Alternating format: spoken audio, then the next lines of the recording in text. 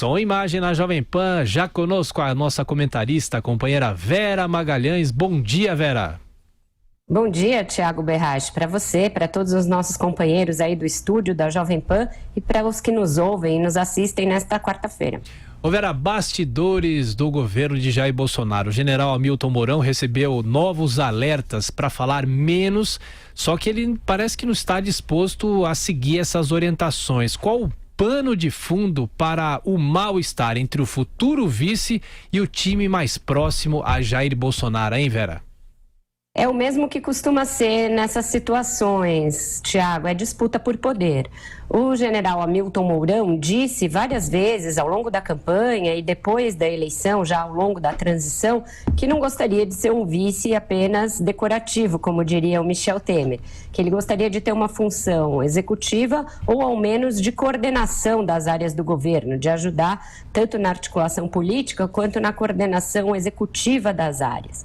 Pois bem, o desenho que vai se configurando não traz essas atribuições para o general. Ele seria um vice sem cargo executivo, sem nenhuma secretaria subordinada à vice-presidência e ainda com essa recomendação reiterada diversas vezes, seja pelo núcleo mais próximo do Bolsonaro, seja pelo comando político da transição, representado pelo Onyx Lorenzoni, de que fale menos, de que se exponha menos, de que evite contatos diretos com a imprensa sem combinar com o Bolsonaro. Ele não dá nenhuma demonstração de que pretende seguir esses alertas. Ontem mesmo, em Belo Horizonte, ele deu uma entrevista, depois da divulgação já desta ordem, para que não fale muito. Ele foi ao Twitter dizer que as tentativas de indispô-lo com a equipe do Bolsonaro partem da imprensa, porém, ele mesmo tratou de delimitar alguns espaços nessa entrevista que ele deu mais tarde.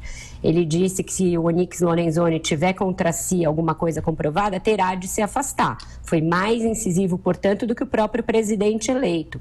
E a fala dele em Belo Horizonte a esse respeito forçou o Bolsonaro a dar uma declaração em Brasília, dizendo que não hesitará em usar a sua caneta BIC caso se comprovem, investigações e denúncias contra qualquer auxiliar. Não citou o Onyx, mas falou isso. Então, há sim esses ruídos e eles decorrem desse fato de que o general gostaria de ter uma função executiva mais bem delineada. Ele disse, e os militares repetem isso quando questionados nos bastidores, há uma reportagem hoje no jornal Estado de São Paulo, da Tânia Monteiro, que é a principal repórter em Brasília, que cobre a área militar há muito tempo, de que os militares acham que a concentração excessiva de poderes na mão do Onyx, sem que eles próprios militares tenham participação na articulação política e na coordenação das áreas do governo, pode trazer problemas para o governo. Então, esse mal-estar está instalado, não se sabe qual a dimensão disso e o poder de isso ser um problema daqui para frente, mas é algo que se tem que resolver, antes da posse. A gente tem visto que problemas não resolvidos entre o vice e o titular costumam levar a situações mais graves mais adiante. Agora, Vera, ontem você chegou a destacar que existe a necessidade que Jair Bolsonaro defina com mais clareza os pontos centrais do governo, como a prioridade da Previdência e a articulação política. Houve mais sinalização em relação a isso desde então ou não?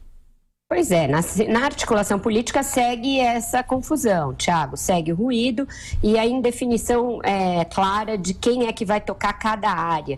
Não é simplesmente dizer, como diz o Bolsonaro, que todo mundo vai falar com o Congresso, que todo mundo vai participar da articulação política. Esse modelo não funciona, ele já foi testado. Esse modelo em que não ficam claras as atribuições, os congressistas percebem isso. Ontem eu tive a oportunidade de entrevistar 2 ministros do atual governo, Ronaldo Fonseca e o Moreira Franco, que são experientes. Os 2 já passaram pelo Congresso. O Ronaldo Fonseca é deputado atualmente licenciado, ocupando a Secretaria-Geral da Presidência. Eles mesmos dizem que deputado é um sujeito ali vaidoso, senador idem. Não querem uma articulação em que você fale com o sub do sub ou não saiba direito com quem falar. Então isso vai ter sim de ser sistematizado. A coluna do William Vac hoje no Estadão a esse respeito é muito importante, tanto para a equipe do presidente eleito quanto para os deputados que estão chegando. A articulação política feita na base do voluntarismo, de dizer que se vai reinventar reinventar a roda, talvez não funcione muito bem. Em relação à Previdência, que é o outro aspecto que você me pergunta, o Bolsonaro fez uma correção na sua fala do dia anterior, né? Ele tinha falado em fatiar a Previdência sem explicar direito ao que se referia. E ontem ele teve de vir a público para dizer que a Previdência é sim uma prioridade e nos 6 primeiros meses de governo, não ao longo dos 4 anos, porque isso já tinha causado um mal-estar por parte dos agentes econômicos que estão dando um voto de confiança para o Bolsonaro, mas tem nessa medida aquela que é emergencial para destravar as outras áreas do governo e destravar a economia.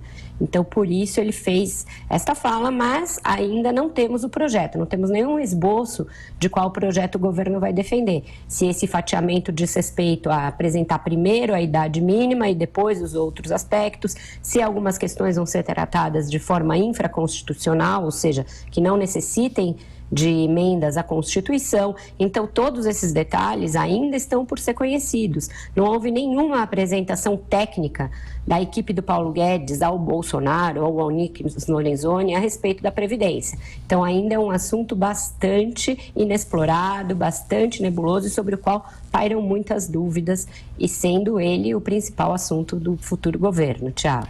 Ô Vera, estaremos te acompanhando na programação da Jovem Pan. Bom trabalho, até mais tarde. Um ótimo trabalho para vocês e até mais tarde.